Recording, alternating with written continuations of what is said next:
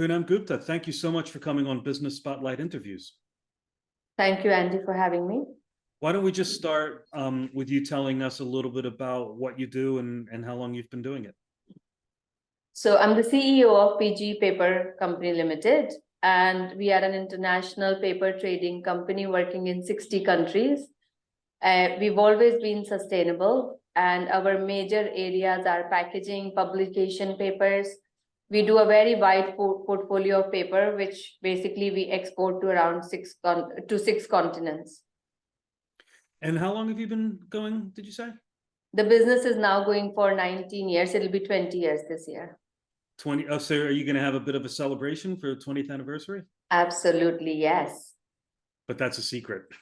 Yes. Well, it's not really a secret. I'm sure the team is very excited and will be planning things in October when we become 20.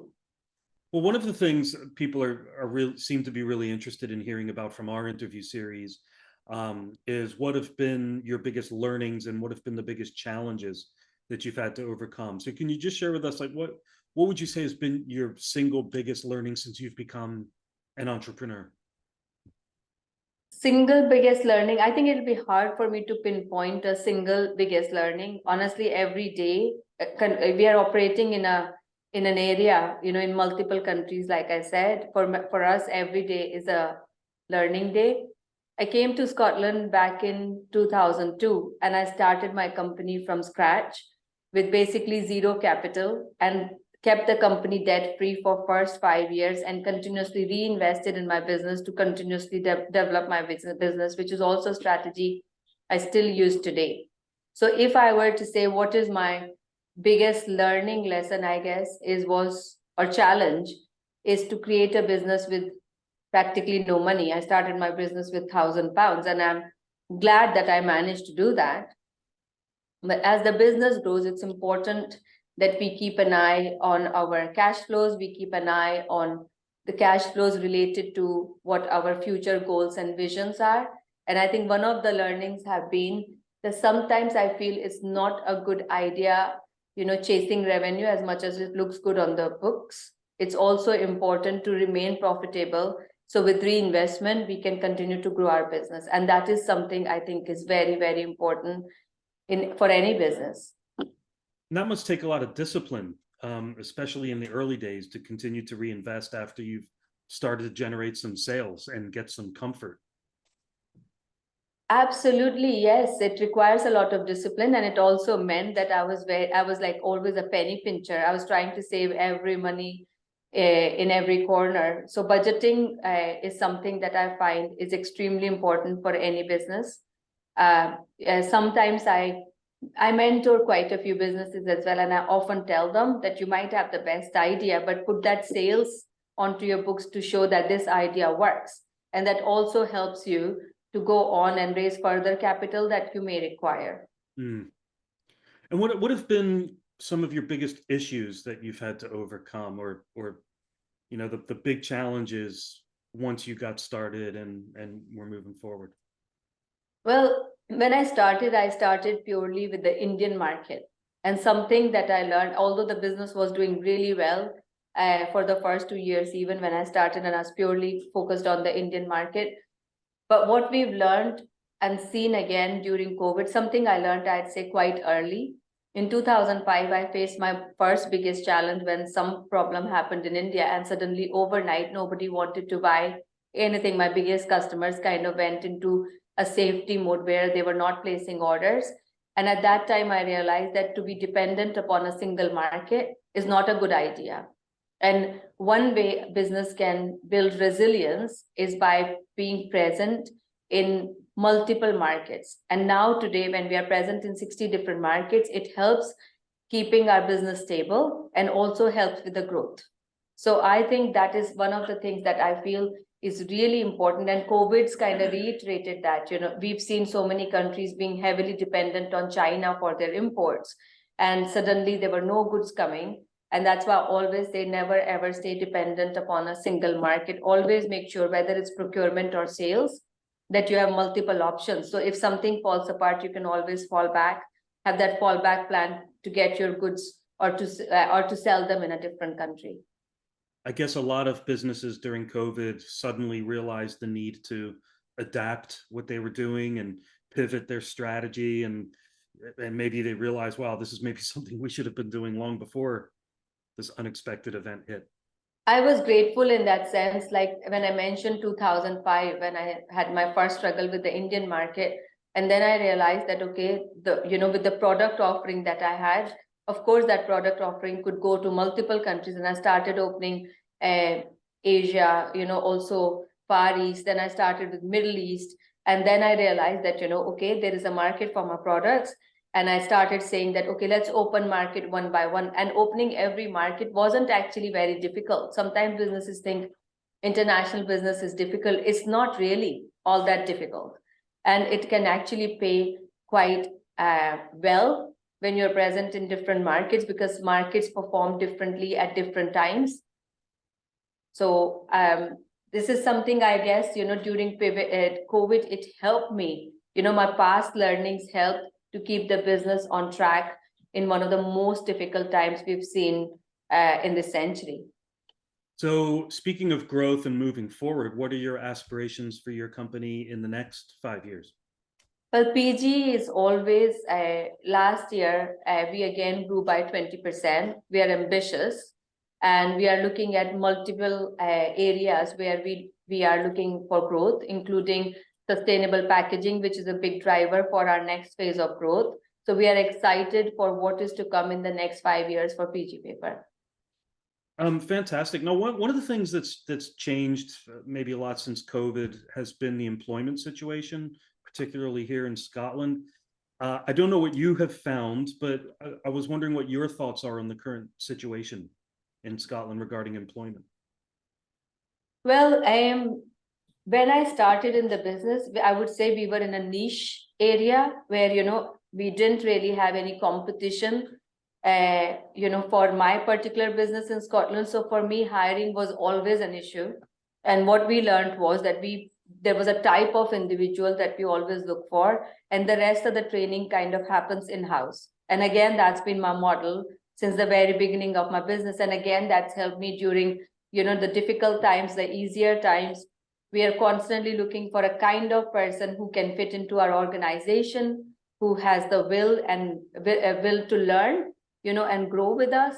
And if we find that person, we take our chance and hire that person. So as much as I find it sometimes, it's more difficult to hire people in the leadership roles in Scotland, in senior positions. But in my company and in all my companies, actually, we give also major importance to systems. It's systems and people that work together to ensure that the goals and the vision we have, we are constantly moving towards that.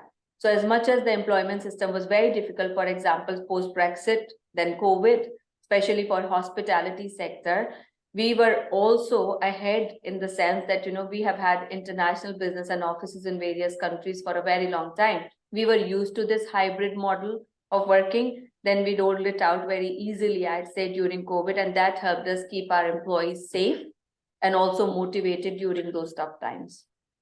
And how do you continue to foster a positive and productive work environment? We work I think communication is the key there. So we have a very clear system in our company, and whether it's somebody new joining in, or, we actually ask our employees to spend considerable amount of time on personal and professional development. That's a big area for us in terms of making sure our employees are well taken care of. And beyond that, we also provide support to our employees in terms of, mental health was a huge issue. And we have we rolled out a program with the help of local organizations, which kind of supported our employees. And not just that, a lot of them are now certified mental health champions who support each other. So for us, it's always been a big thing to look after our people, and that continues in my organization, which I think creates a very healthy and positive environment here. So I like to see people coming into work happy and not just waiting for Friday to happen. Of course, the weekend's important, family time and all of that. But I'd also want, most people spend most of their time in their work environment. It's so important to provide that safe work environment where people come in happy. And when they come in happy, their productivity automatically improves. So you hire the right characteristics, the right mindset, the right personality, and then you can teach them the rest through professional, personal development and take care of them. And that's what keeps them motivated, keeps them productive. Yes, as long as, this is what they want to do as well. Of course, that's really important. We have people who come from various industries, people who have started in our various departments who had no idea of even, how to do the basics in that department. And we've seen multiple cases of success where people have been presented opportunities and made the most of it. So we know that model works for us. So thinking back to coming up on 20 years ago, what would you now say to anyone thinking of going into business for themselves, particularly if all they had was £1,000 or no money? What would be the advice you would give somebody thinking of starting out themselves? See, when I started in business 20 years ago, I was new to this country as well. So I had to learn a lot of things, from scratch, even though I had double degree behind me, coming and settling here, learning culture and how people interact with each other was very important. And some of my major procurements at that time were within Europe and USA. So again, learning and adapting to these markets was very important. But still, I think today the business environment is way more supportive than it was 20 years ago. There are multiple organizations, there are multiple courses available, hundreds of networking opportunities, whether you talk about the Chamber of Commerce, whether you talk about Entrepreneurial Scotland, whether you talk about Scottish Edge. There are so many opportunities out there for new businesses to start and take help from. There are multiple hubs, business hubs where startups can come together and set up. I think these opportunities really make it actually much more easier today if somebody is serious about doing something to get into business. And I would like to say, take this opportunity and try and see what you can make of whatever your dreams are. Follow them. There's enough help out there. Yeah, I guess the only risk is that there might be too much information out there. We can be overwhelmed or confused. Again, when I'd rather have too much information than no information at all. I think then you can work out okay, this information is good and this information perhaps I can do without. But again, if it's overwhelming, if information is too much, then again, there are organizations here who can help. Like Scottish Enterprise is a brilliant organization. And, again, these organizations can help to figure out what is important, what is not, when businesses are whether on their startup journey or growth journey. And, you can have mentors who can help you figure out the next steps that you need to take. Again, I say entrepreneurship is not that lonely anymore. And when somebody says, network is net worth, I truly believe that is to be the case, because there is something to be said about mutual learning, co-learning, like I call it, or knowledge sharing. And that helps because life is too short to learn from your own mistakes. So today, if I'm stuck or I have a question, I do have somebody somewhere in that sector that I can pick up the phone to. And that in itself is a huge value addition to any entrepreneur. Well, I think that's great advice and a great reminder and a great place to stop, because we'll just dilute that with something mundane. I know I will anyway. So Poonam Gupta, thank you so much for taking some time to share your story with us and share your learnings. I'm sure everybody who watches this is going to really value that time that they listen to you. Thank you, Anne. And I wish you all the best of luck moving forward in the next 5 years. And congratulations on your 20th anniversary. Thank you very much. Thanks so much.